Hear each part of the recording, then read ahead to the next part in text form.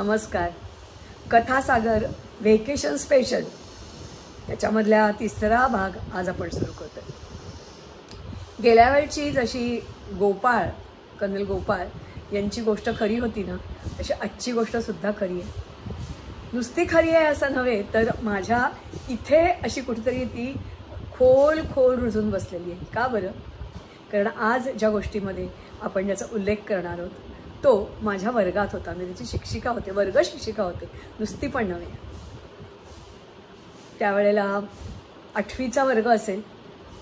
नुकतीच त्याची ताई बोर्डात आलेली होती आणि हा जो काही मुलगा आत्ता आपल्याला भेटणार आहे तो गोरा पान, उंच, वयाच्या मानाने, नाकेला, एकदम खुशीत सगळ्यांना सांगत होता माझी ताई बोर्डात आली. 10वीला आली होतीच, 12वीला पण बोर्डात आली, 12वीला बोर्डात आली. हसतमुख असायचा, उत्तरं द्यायला हात वर करायचा, कधी उत्तरं बरोबर यायची, चूक यायची, त्याचंही त्याला फारसं काही वाटायचं नाही, हसायचा आणि गप्प बसायचा. हळूहळू मात्र त्याचं हसणं कमी होत गेलं. का? मला नाही नक्की माहिती, पण त्याच्या बाबांना आम्ही एकदा बोलवलं होतं आणि बाबा म्हणाले काही नाही हो, काही प्रॉब्लेम नाही आहे, घरी तर व्यवस्थित असतो तो. पण म्हणजे शेजाऱ्यांच्याकडून जे कळलं ते जराशी नाराज मन करणार होतं. काय आहे ही गोष्ट ती आधी ऐकून घेऊया आणि मग तुमच्या आसपास जर असं कोणी असेल किंवा तुमच्याकडून जर असं काही झालं असेल तर तुम्ही काय कराल ते आपण बघूया. आजच्या गोष्टीचं नाव आहे ओळख. प्रत्येकाला ओळख हवी असते नाही का? स्वतःला प्रत्येकाला ओळख हवी असते. कोणीतरी म्हणालं हा तुला कोणतरी बघितलंय किंवा तू तो अमुक ना, ते आपण खुश होतो नाही का? तसंच आहे, गोष्टीचं नाव आहे ओळख.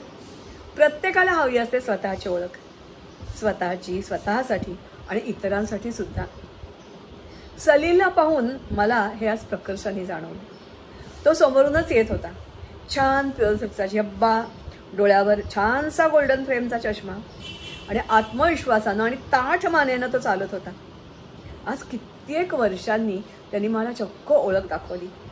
हसत जवळ आला, पायाला हात लावून नमस्कार करत म्हणाला, नमस्ते बाई. मला खूप आश्चर्य वाटलं आणि आनंदही झाला. तो म्हणत होता, बाई मी आता बुक डेपोमध्ये नोकरीला आहे बरं का, आजच 2 वर्ष पूर्ण झाली. शाबास, मला खूप छान म्हटलं, अभिनंदन. त्याचा हातात हात घेत मी त्याला म्हटलं, पाठीवर थोपटलं. या आता बोलला, बाई शाळेतलं ते वाक्य, स्वर्गापेक्षा पुस्तकांचा सहवास पसंत करी. मला रोज अनुभवायला येतं. किती पुस्तकं, ती हाताळायला आणि वाचायला खूप छान वाटतं. किती मोठी माणसं तिथे पुस्तक खरेदी करायला येतात, त्यांच्याशी बोलण्याची संधी मिळते. तो भरभरून बोलत होता. बुक डेपोचं, तिथल्या माणसांचं आणि स्वतःचं कौतुक करण्यात तो रमून गेला होता. माझ्या मनात आलं, आता ह्याची चिंता करायला नको बरं का. खरं तर बऱ्याच वर्षापूर्वीची गोष्ट. मी त्याची 8वीतली क्लास टीचर. मध्यंतरी पण तो कधी भेटे, पण हसत नसे, ओळख तर बिलकुल दाखवत नसे, मग बोलणं तर दूरच. कधी आपण त्याला छेडलं तर म्हणे बरं आहे, एकच शब्द आणि तोंडातून येईन तो निघून जाईल. मध्यंतरी त्याला एका स्टॉलवर मी नेहमी बघे. तो स्टॉल होता मंदबुद्धी मुलांचा. त्यांनी केलेल्या वस्तूची विक्री तिथे होत असे. तो तिथे वस्तू दाखवायचं काम करे. मला सारखं आश्चर्य वाटायचं की हा या स्टॉलवर का, कारण हा मंदबुद्धी कधीच नव्हता. त्याचा तो हिशोबही ठेवायचा. मनात खूप दुःख होई, नेमकं काय झालं असेल म्हणून हा या मंदबुद्धी मुलांच्या स्टॉलवर गेला.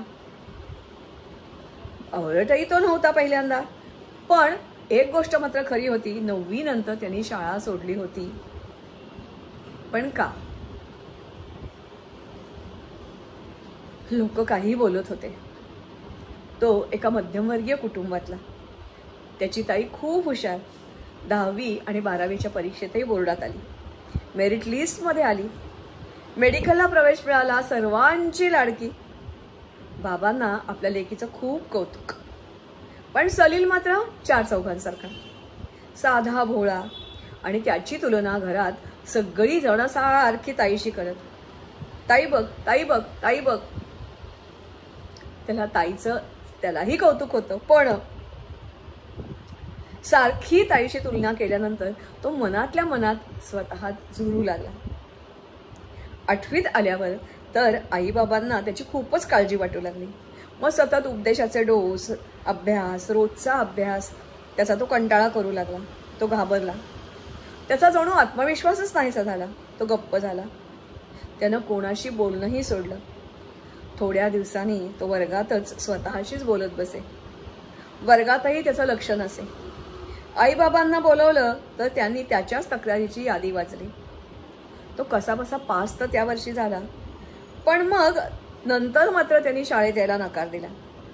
मध्ये अशीच काही वर्ष लोटली, ग्रहण लागल्यासारखे. आज मात्र त्याला बघून ग्रहण सुटलंय असं वाटलं. त्याचा आत्मविश्वास त्याला पुन्हा मिळाला होता, कारण त्याला स्वतःची ओळख पटली होती. अर्थातच नंतर मग त्यांनी, आजकाल ओपन युनिव्हर्सिटी असतात, त्याच्या साहाय्याने त्यांनी ग्रॅज्युएशन पण पूर्ण केलं. आता सध्या तो काय करतो मला खात्री नाही, माहिती नाही. एवढं मात्र नक्की की जिथे कुठे असेल ते तो आनंदात असेल, कारण त्याला स्वतःची ओळख पटली. इतरांनी म्हटलं म्हणून तो कमी बुद्धी नाही, मंदबुद्धीही नाहीच नाही. त्याच्या क्षमता वेगळ्या होत्या बहिणीपेक्षा, फक्त एवढंच. मला असं वाटतंय आपण आपल्या आईबाबा, आजी आजोबा असं बरेच वेळेला करतो नाही का? बघा जरा, तुमच्या आसपास जर असं कोणी कोणाची तुलना करत असेल तर त्याला रोखा. कारण प्रत्येक माणसामध्ये विविध, म्हणजे किती तर शेकडो प्रकारच्या कला, छंद, गुण, अवगुण यांनी परिपूर्ण माणूस असतो. प्रत्येकाचे गुण वेगळे असतात, आवडनिवड वेगळी असते, क्षमता वेगळ्या असतात. फक्त गरज असते त्याच्यातल्या क्षमता ओळखण्याची आणि त्यांना योग्य संधी मिळण्याची. इतरांशी तुलना करून काहीच साध्य होणार नाही. कित्येक वेळेला आपण अक्षरावरून चिडवतो, उंचीवरून चिडवतो. कोणी पडलं, नापास झालं किंवा अपयश मिळालं, एवढंच कशाला, साध्या साध्या गोष्टीत सुद्धा पटकन कोणाला तरी बोलून होतं बावळटच आहे, मूर्ख आहे असं बोलताना त्याच्या स्वाभिमानाला आणि अभिमानाला धक्का लागत नाही आहे ना, एवढं तुम्ही बघा. मला असं वाटतं की सुदैवाने याला कोणीतरी सावकाश, त्याचे आई वडील पण दुष्ट नव्हते, ताई पण हुशार होती त्याची. त्यांनी काही दिवस गेले असतील त्याच्या आयुष्यातले, पण मग त्यांनी नक्कीच त्याला सांभाळलं. मला असं वाटतं की त्याची ताई नंतर सायकॉलॉजी घेऊन त्याच्यात ती एक्सपर्ट म्हणून गेली. नक्कीच तिने भावाला आपल्या ओळखलं असणार आणि मार्गावर येण्यासाठी उपयोग केले असणार. मला असं वाटतं की तुम्ही तुमच्या आसपास असं कोणी आहे का बघा. गृहपाठ आता तुम्हाला काय द्यायचा, एकच. सुट्टीमध्ये तुम्ही तुमचा शोध घ्या. तुम्हाला कोणीतरी म्हणतं म्हणून क्रिकेटर व्हायचं आहे का? कोणीतरी सांगतं म्हणून गाणं शिकायचं आहे का? कोणीतरी म्हणतं म्हणून टी व्हीवरच्या ॲड्समध्ये किंवा सिरियलमध्ये, चित्रपटामध्ये काम करायचं आहे का तुम्हाला मनापासून वाटतं? असं काही वेळेला होतं बरं का. एकदा मी वर्गात असंच विचारलं 10वीच्या की आता पुढे काय करणार बरं. एका मुलाने मला पटकन उत्तर दिलं, बाई मी शेतकरी होणार. आणि बाकीची मुलं खो खो खो खो हसायला लागली, कारण मुंबई आणि शेतकरी. पण सत्य होतं, कारण शेती ही सुद्धा एक कला आहे. त्याला विज्ञानाची जोड देऊन शहाणपणाने करावी लागते आणि मगच प्रचंड पैसा मिळतो, नाही तर आत्महत्येची वेळ येते. असं कित्येक वेळेला होतं. आपण पटकन दुसऱ्याला असतो. तसंच मला आणखीन एक गोष्ट आठवते, या पुस्तकातली नाही आहे, कळी उमलताना मधली आहे. असंच 10वीचं वर्ष होतं. मी विचारलं काय व्हावं असं वाटतं, तर एक मुलगी पटकन म्हणाली मला आई व्हावं असं वाटतं. सगळीजण खो खो खो खो हसायला लागली. गंमत अशी होती की तिला तिची स्वतःची आई खूप लहानपणी तिने गमावली होती. आई तर ती होणारच होती, पण खऱ्या अर्थानं तिला आई व्हायचं होतं, स्वतःच्या मुलांचं नव्हे तर दुसऱ्याच्या मुलांचं, अनाथ मुलांचं. अशा एका अनाथ शाळेमध्ये किंवा ज्यांना कोणी विचारणारं नाही, रस्त्यावर सोडलेली मुलं आहेत, त्यांच्याशी आईपणाने वागायचं होतं. मला असं वाटतं असं जेव्हा होतं ना, अशी जेव्हा स्वप्न माणसाच्या मनामध्ये असतात, तेव्हाच मनुष्य काहीतरी वेगळं करू शकतो. तुम्हाला पैसा किती मिळाला, नावलौकिक किती मिळाला हे महत्त्वाचं नसतं. तुम्हाला मिळणारं समाधान किती लाख मोलाचं आहे हे खूप महत्त्वाचं असतं. तेव्हा मला खात्री आहे ही गोष्ट तुम्हाला नक्की आवडली असेल. तुमच्या इतर मित्रांबरोबर चर्चा करा. तुमचे इतर नातेवाईक असतील त्यांनाही पाठवा, ऐका आणि पुढच्या गोष्टीची वाट बघा. ही होती कथासागर समर स्पेशलमधली गोष्ट नंबर 3. नमस्कार, धन्यवाद. आणि हॅपी हॉलिडे.